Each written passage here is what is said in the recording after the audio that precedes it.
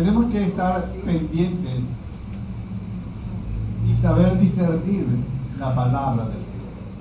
Ahora vamos a revisar lo que nos dice también el libro de Romanos. Romanos capítulo 10, versículo 13 al 15. Dice de la manera siguiente: porque todo aquel que invocare el nombre del Señor será salvo. ¿Cómo pues invocarán a aquel en el cual no han creído? ¿Y cómo creerán en aquel de quien no han oído? ¿Y cómo oirán sin saber quién les predique? ¿Y cómo predicarán si no fueran enviados? Como está escrito: cuán hermosos son los pies de los que anuncian la paz, de los que anuncian buenas nuevas. Pero me voy a tomar la libertad, hermanos, de leerlo en la versión actual o en la versión popular. Un poco más claro, un poco más entendible, y entonces vamos a ubicarnos de una manera más fácil en lo que la palabra del Señor nos quiere decir. Dice de la manera siguiente,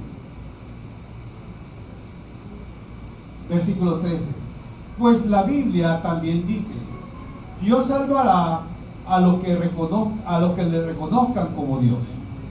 Pero ¿cómo van a reconocerlo si no confían en Él? ¿Y cómo van a confiar en Él si nada saben de Él? ¿Y cómo van a saberlo si nadie les habla acerca del Señor Jesucristo? ¿Y cómo hablarán de Jesucristo si Dios no los envía? Como dice la Biblia, qué hermoso es ver llegar a los que traen buenas noticias, a los que traen buenas noticias. Y nosotros, la iglesia del Señor, somos los portadores de las buenas noticias. ¿Y cuáles son las buenas noticias? El Evangelio, las buenas nuevas de salvación. Entonces podemos recapacitar, analizar de que es una responsabilidad que hemos adquirido delante del Padre, una responsabilidad de llevar las buenas nuevas de salvación a toda criatura. Es un legado, es una orden directa del Señor Jesucristo. Nosotros no podemos hacernos los sordos, no podemos hacernos la vista gorda, no podemos, hermano, porque es una responsabilidad no con el hombre, no con la iglesia, no con el pastor, sino con Dios. Porque Dios a eso le ha llamado. Dios le ha llamado para que usted sea su testigo. Y me seréis testigo. ¿Testigo de quién? De Jesucristo. De todo lo que Cristo ha hecho por usted. Todo lo que Cristo ha hecho por su familia. Le ha dado salvación, vida eterna, perdón de pecado. Le ha sentado en lugares celestiales con Cristo Jesús. Hermano, son bendiciones espirituales que cuando nosotros las analizamos, verdaderamente nos sentimos deudores. Y tenemos que ser agradecidos con el Señor. Y lo mínimo que podemos hacer al Padre es rendir nuestras vidas a su servicio. Por completo, nuestras vidas. Y ya lo dice Mateo 6, capítulo 6, versículo 33. Buscad primeramente el reino de Dios y su justicia, y todas las demás cosas vendrán por añadir. Nosotros, por defecto de fábrica, siempre buscamos primero las añadiduras y por último buscamos el reino del Señor. Pues el Señor, en su amor, en su ternura, en su compasión, siempre nos está orientando lo que debemos hacer y lo que no debemos hacer. En este caso, lo que debemos hacer es buscar primeramente el reino de Dios y su justicia, para que todas las demás cosas vengan y sean añadidas. Es importante también recordar, hermanos, de que el corazón de Dios late por todas las naciones del mundo. ¿Por qué late el corazón de Dios por todas las naciones del mundo? Por esa razón, porque ama a todas las naciones del mundo. Por esa razón fue que el Señor murió en la cruz del Calvario, para que todo aquel que crea no se pierda, más tenga vida.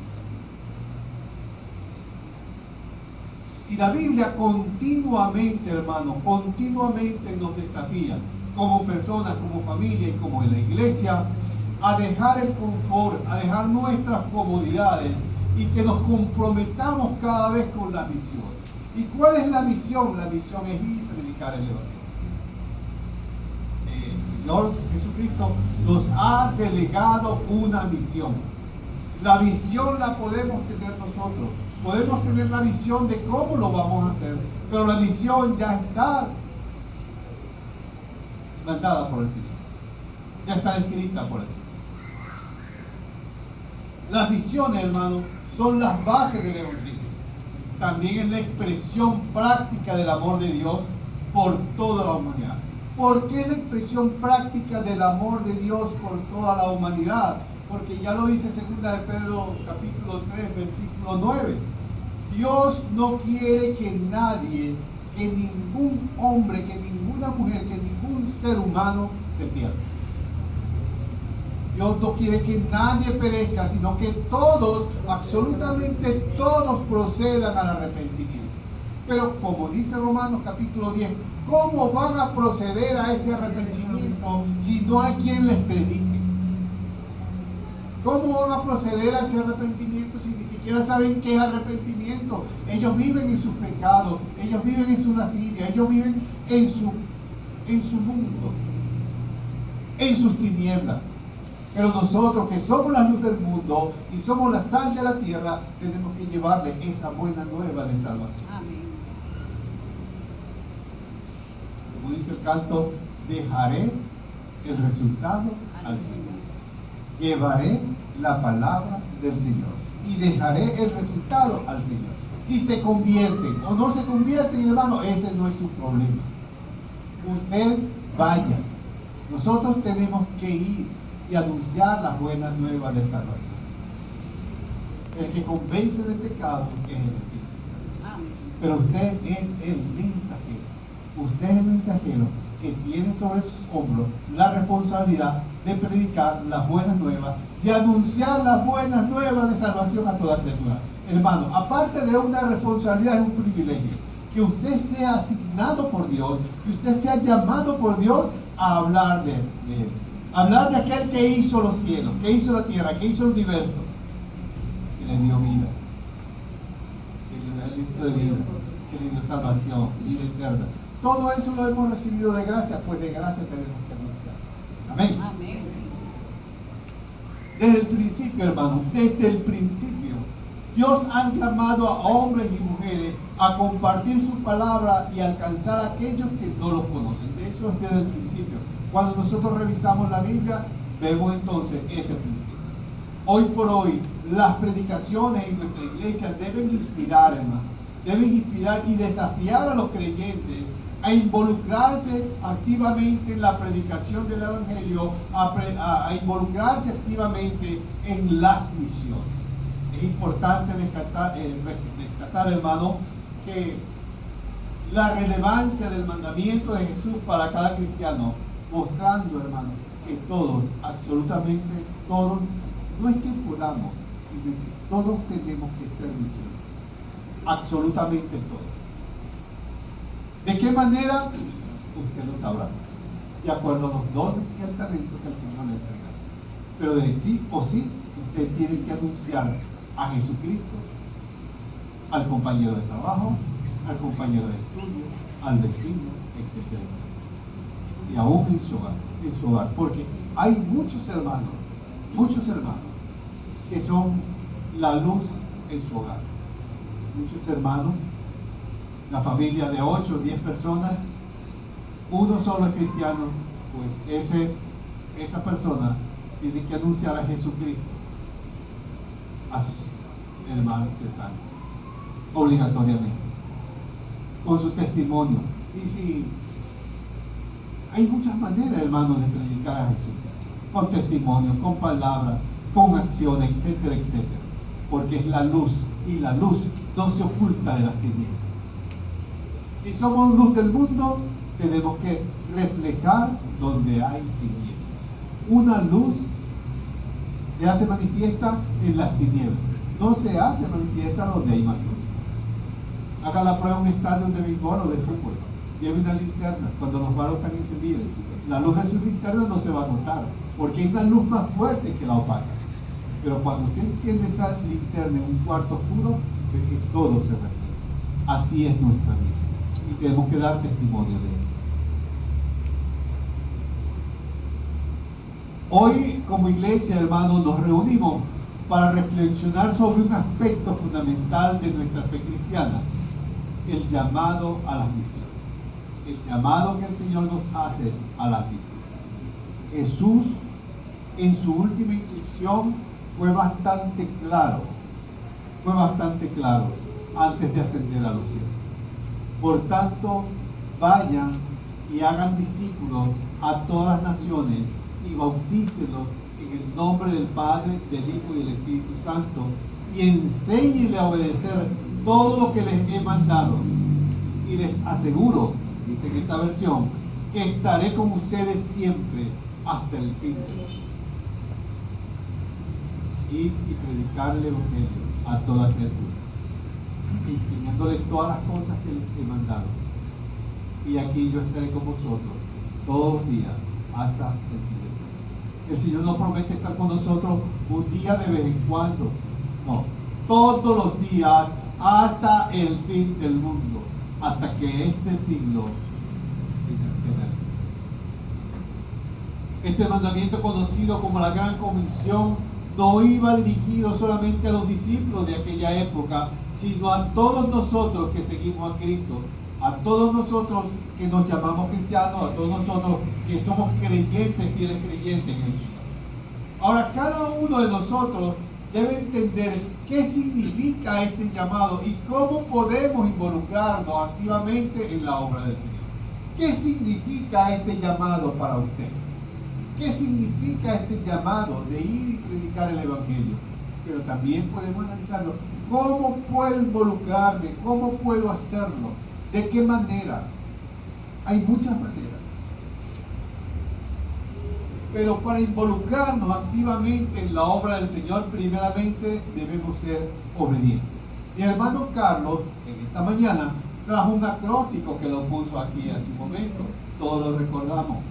Cómo debemos participar en las misiones. Podemos participar yendo, orando y aportando. Pero lo más importante de todo, hermano, antes de esas tres características, tenemos que ser obedientes. Si no hay obediencia, estamos en rebeldía. Si no hay obediencia, no vamos a hacer, y si lo hacemos, lo vamos a hacer por hacerlo. Pero cuando usted es obediente al mandato del Señor, entonces usted lo hace con agrado. Y Dios mira su corazón. Amén. Cuando usted es obediente al Señor, el Señor primeramente mira su corazón. La obediencia. Y el Señor le dará la estrategia de cómo usted lo va a hacer. Eso no es un secreto. Eso es bíblico. Cuando usted entrega su vida al Señor, el Señor le da la estrategia tal y cual como usted va a hacer las cosas. No va a hacer las cosas con sus propios méritos, con su conocimiento, con su estrategia, no. Es con la obra del Señor. Porque no se trata del que quiere ni del que corre, sino del que Dios tiene misericordia. Amén. Juan capítulo 15, versículo 5 nos dice que separados del Señor absolutamente nada podemos hacer. Él es la vid, nosotros somos los pámpanos. Y separados del Señor, hermanos, nada podemos hacer. Todo lo tenemos que hacer de acuerdo a las instrucciones que Dios nos da. Y para recibir esa instrucción del Señor, únicamente es a través de la oración. Por eso, hermanos, cristiano que no ora, cristiano que no lee la Biblia, cristiano que no se congrega, cristiano que no tiene esa relación íntima con el Señor, siempre es un cristiano fracasado. Siempre anda de derrota en derrota. En vez de andar de victoria en victoria, andamos de derrota en derrota. ¿Por qué? Porque hemos perdido la comunicación con el Señor. Queremos hacer las cosas a nuestro antojo. ¿Cómo lo hacemos? Entonces todo sale un fail, todo es un fracaso. Entonces, hermanos, el consejo es que dependamos del Señor en todas las áreas de nuestra vida. Para obedecer a Dios, puede requerir renuncia. Tenemos que renunciar a nuestro viejo hombre. Tenemos que renunciar a nuestra manera de pensar. Y aún hasta de nuestra manera de hablar. Tenemos que renunciar a muchas cosas que están viciadas en cada uno de nosotros. Porque la Biblia dice en Efesios que el viejo hombre está viciado en nosotros. Un vicio que tenemos, el viejo hombre. Con nuestras malas palabras, nuestros malos pensamientos, nuestros malos actuar, nuestra desconfianza aún hasta los hermanos. Esos son obras del viejo hombre. Y tenemos que deshacernos del viejo hombre para que el nuevo hombre que Dios ha depositado en nosotros, que es el Espíritu Santo, pueda florecer y cada día pueda cobrar más ánimo y más fuerza. Renunciar a eso muchas veces significa dejar a un lado nuestros propios intereses. Muchas veces tenemos una vida llena de intereses. Y eso no está malo, está bien. Pero el primer interés nuestro debe ser el Señor. Debe ser el Señor. Tenemos intereses en nuestros estudios y está bien. Tenemos intereses en buscar un buen trabajo y eso es excelente. Tenemos intereses también en tener una buena familia, buena salud, un carro, una casa. Eso está bien. Eso está bien. Lo malo está darle el primer lugar a esas cosas y desplazar al Señor del primer lugar que le corresponde en nuestro corazón. Eso sí está mal. Porque a la final, hermano, si no dependemos y no le damos el primer lugar al Señor en nuestra vida, todo lo demás algún día se va a ir a la basura. Todo va a ser un fracaso. Y el Señor no quiere que tú fracases. El Señor quiere que tú seas un hombre, una mujer de victoria, de éxito, de amor. Pero para ello tienes que depender primeramente del Señor. Si no, no hay éxito. Hay una historia muy interesante en Mateo capítulo 19 que se trata de un joven rico, que dice la Biblia que llegó corriendo y se hincó a los pies del Señor, le dijo: maestro bueno, ¿qué debo hacer para ser salvo? Bueno, mira, si tú quieres ser salvo, le dice, voy a parafrasear para hacer un poco más corto el mensaje. Tú tienes que guardar los mandamientos, Señor, porque yo todo eso guardado. Ok, qué bueno, qué bueno. Bueno, una cosa te falta. Anda, vende todo lo que tienes y lo regalas a los pobres. Dice la Biblia que aquel joven cambió su semblante, se puso triste. Digo, no, pero ¿cómo voy a hacer eso? No puedo. Y dice la Biblia que se fue triste, porque tenía muchas posesiones. Porque ese es el gran problema de nosotros los mortales. Le damos más importancia a lo material, que algún día se va a quedar en esta tierra,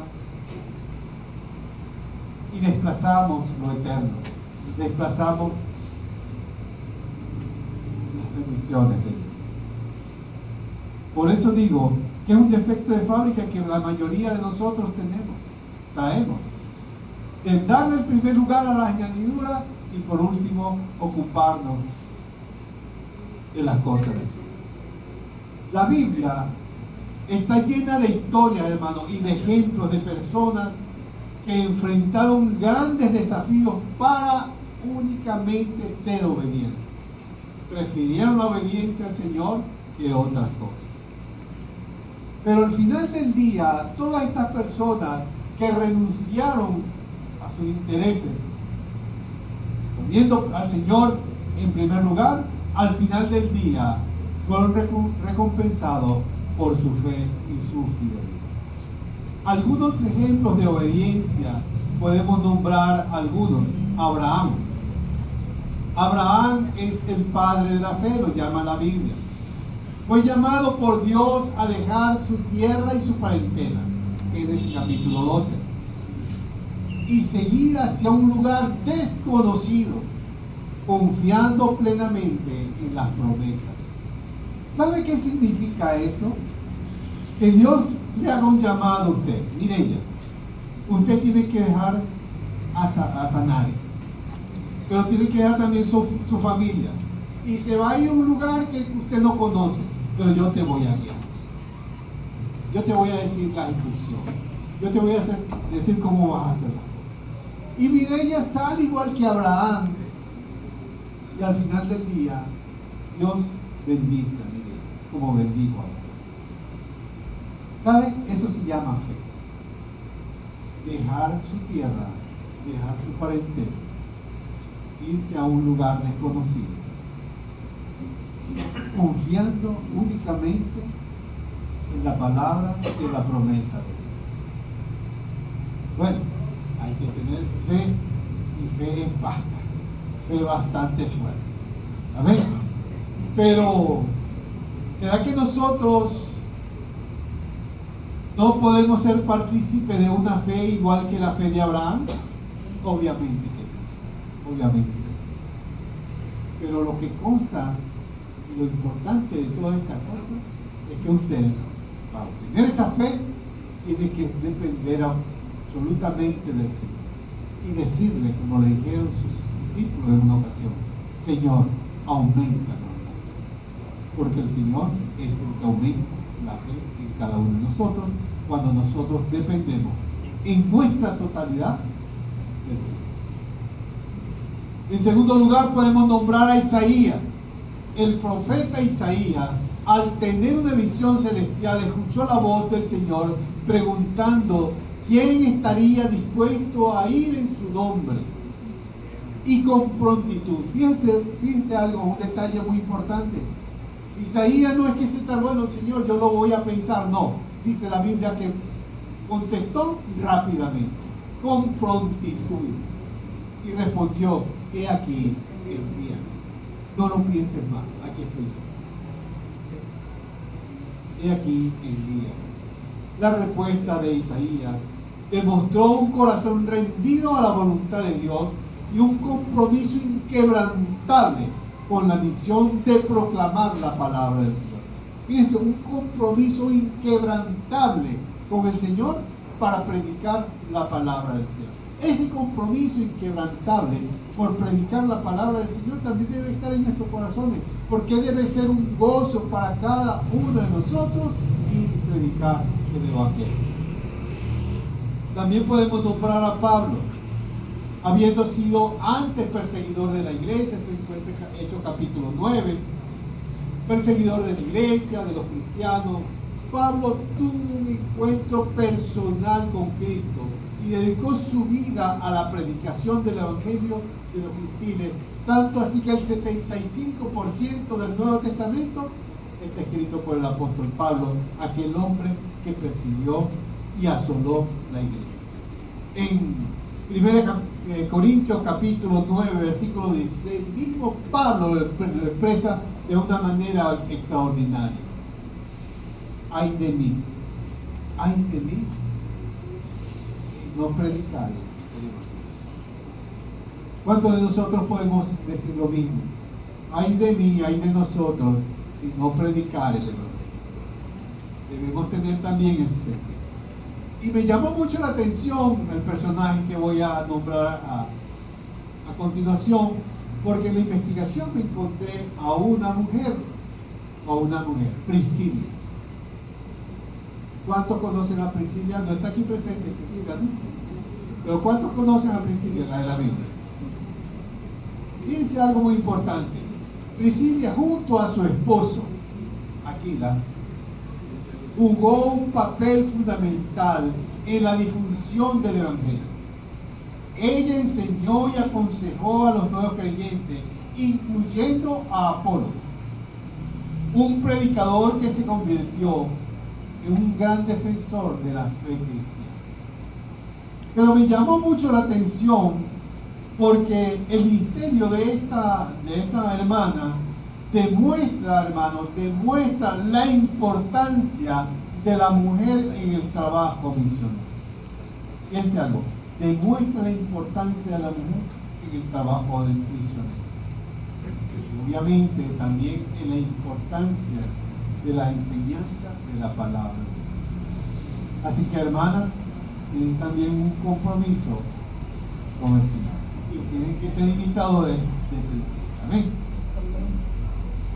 Ahora, hermanos, veamos brevemente, por medio de la palabra de Dios, lo que significa ser obediente al mandato del Padre en la predicación del Evangelio.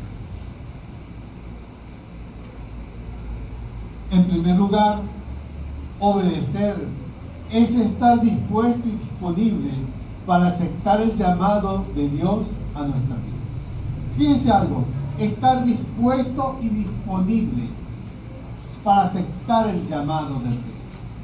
No es lo mismo estar dispuesto que estar disponible. Si yo le pregunto a todos, ¿usted está dispuesto a ser el mensajero del Señor? Todos vamos a decir que sí. Sí, yo estoy dispuesto. Pero ¿estaremos disponibles? ¿Estaremos disponibles para el sábado? Esperamos el sábado. Estamos disponibles. Todos estamos dispuestos en este momento. Sí, vamos al sábado. Pero estaremos disponibles. No es lo mismo, pero tenemos que estar dispuestos y disponibles continuamente como un fiel soldado. Porque eso es la comparación que el Señor hace de un buen ministro a un buen soldado. Un buen soldado de Jesucristo, como mismo Pablo llama a Timoteo. Isaías capítulo 6 versículo 8 nos dice: después oí la voz del Señor que decía, ¿a quién enviaré y quién irá por nosotros? Entonces respondí yo, dice Isaías, heme aquí, envíame. Esa expresión no debe ser con miedo, no debe ser, bueno, no, debe ser con gozo. Señor, aquí estoy yo. Heme aquí, envíame. ¿Por qué? Porque no voy a ir solo. La palabra del Señor dice que todos los mensajeros del Señor tienen el respaldo del Señor. Y si tienen el respaldo del Señor, el Señor les acompaña absolutamente en toda la misión que el Señor le va a hacer. Una de las cosas más importantes que podemos aprender de Isaías es que Dios llama a todos nosotros como sus mensajeros. Todos nosotros somos mensajeros del Señor. Aunque no todos tengamos las mismas habilidades como lo tuvo Isaías. Aunque no todos tengamos las mismas habilidades de un misionero extraordinario, pero tiene habilidades, porque el Señor te ha dotado con dones y talentos. Lo más maravilloso de todo, que el Señor te ha dotado con el Espíritu Santo. Y la palabra del Señor dice que Él pondrá en cada uno de nosotros la palabra adecuada en el momento de la predicación. Hermano, yo conozco testimonios de personas que han salido conmigo a evangelizar. Me han dicho, no, hermano, mire, yo no voy a hablar, lo que pasa es que a mí me da pena, me da miedo, yo no sé predicar de los medios. Aquí, anda y yo estoy ahí, pues, vamos, hermano, y se han desarrollado en esa conversación como usted no tiene idea. Porque eso no es de hombre, eso no es de humano, eso no es de mortales, eso es divino, eso es de Dios, y Dios es el que habla por ti. Por eso, hermano, yo les animo de que no tengan miedo de predicar a Cristo. Todo lo contrario, sientan gozo cuando se le acerca un converso, porque usted va a ser usado por Dios en llevar su mensaje a aquella persona que no conoce a Cristo. Estar dispuesto implica tener la disposición mental o emocional para hacer algo, incluso aunque no sea fácil. Estar dispuesto implica estar preparado para enfrentar un desafío. Tenemos que estar preparados, hermanos, para enfrentar diferentes desafíos que se nos puedan presentar. Eso es estar dispuesto. Estar disponible se refiere a tener la capacidad práctica y física para hacer algo en un momento determinado. La tarea que se te asigna. Tienes que estar disponible para hacerle frente a la tarea que el Señor te asigne en cualquier momento. ¿Cuántos de ustedes pueden que se han llamado a una misión dentro o fuera de Venezuela? No lo sabemos, hermano, pero sí lo sabe Dios. Por eso es que el Señor insiste continuamente en que te capacites, en que seas bíblico, que escudriñes la Biblia, que ores, porque tú no sabes la tarea que el Señor te tiene encomendado. En cualquier momento el Señor te puede hacer un llamado y tú no puedes ser reacio al llamado de Dios. Tienes que ser obediente al llamado de Dios. Porque si no eres obediente al llamado de Dios, entonces estás en rebeldía contra el Señor. Toda desobediencia, hermano, es rebeldía. Cuando nosotros desobedecemos la voz de Dios, en la palabra, estamos en rebeldía.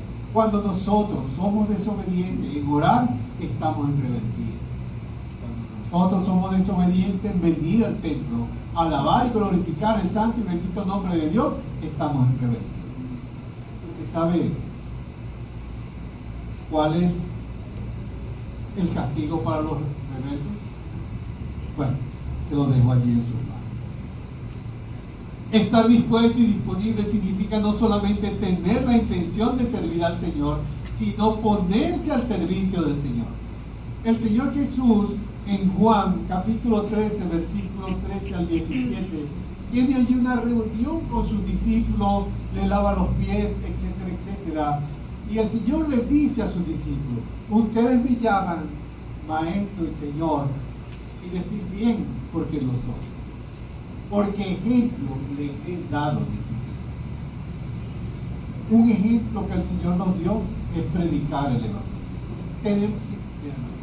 Cuando nosotros decimos que somos cristianos, ¿qué significa ser cristiano? Seguidor de Cristo. Y si usted es seguidor de Cristo, usted tiene que ser imitador de Cristo. Ser imitadores de mí, así como yo soy de Cristo.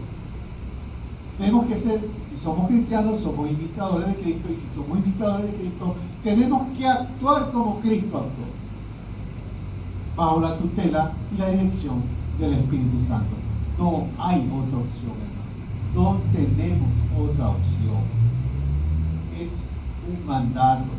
Debemos ser obedientes a ese lugar.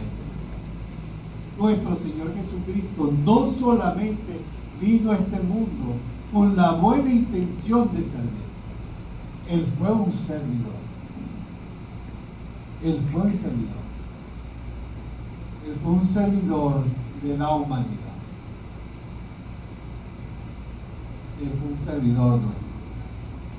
Porque si no fuera sido por Él, por esa obra de servicio que hizo en la cruz del Calvario, no estuviéramos aquí.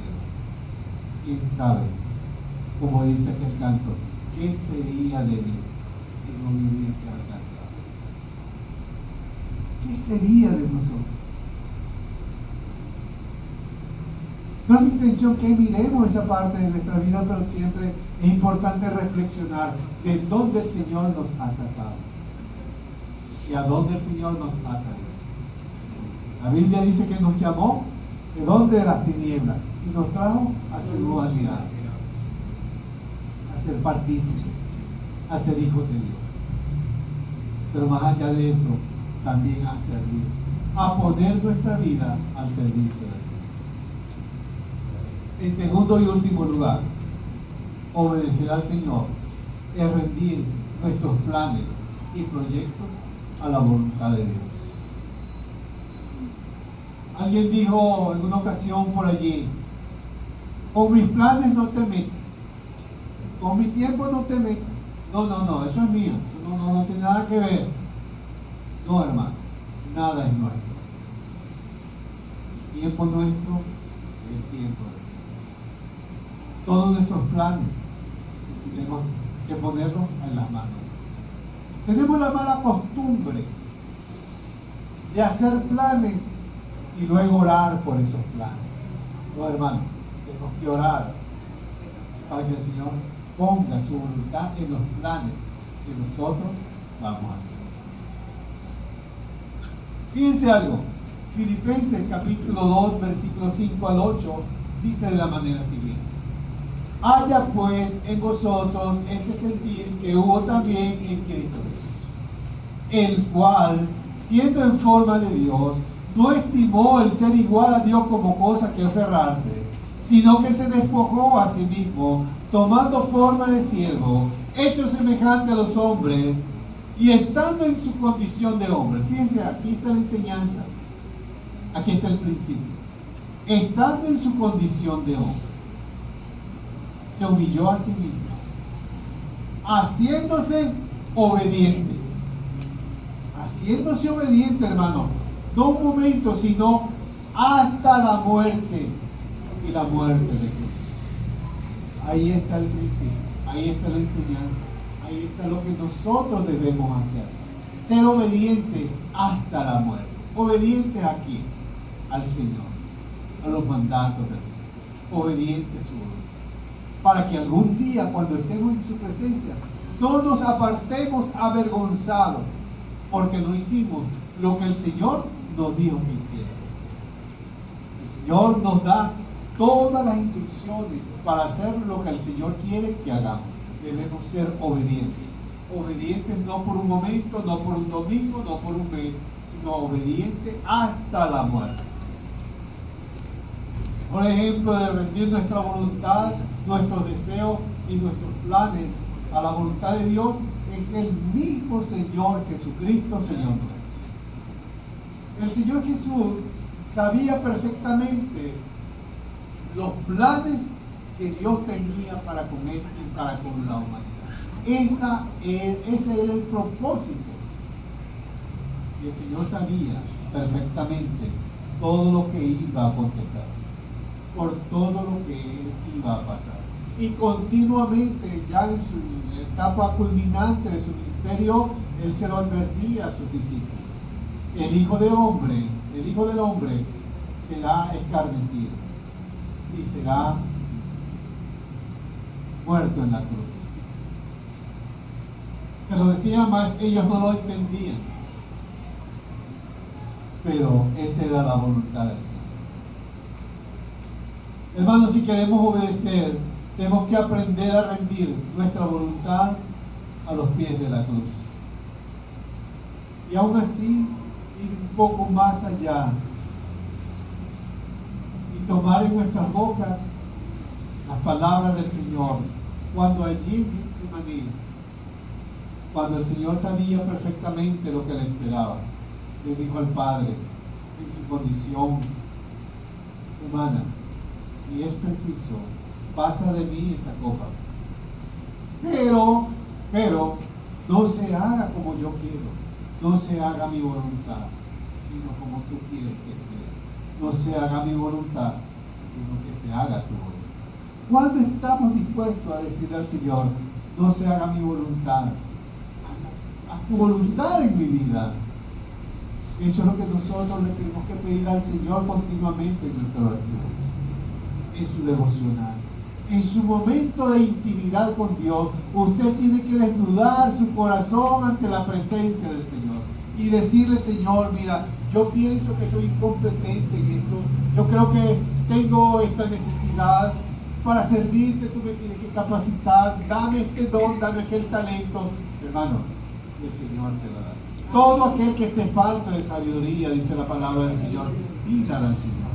Y el Señor le dará un poquito para salir del paso. No, el Señor la dará, y la dará en abundancia, hermano. Porque el Señor no es pichirre con nosotros. Lo que nosotros tenemos que acercarnos confiadamente al trono de la gracia y reconocer que Él es Dios y que es galardonador de los que le buscan. Si usted busca al Señor de todo corazón, cuente que el Señor le dará lo que el Señor le tiene.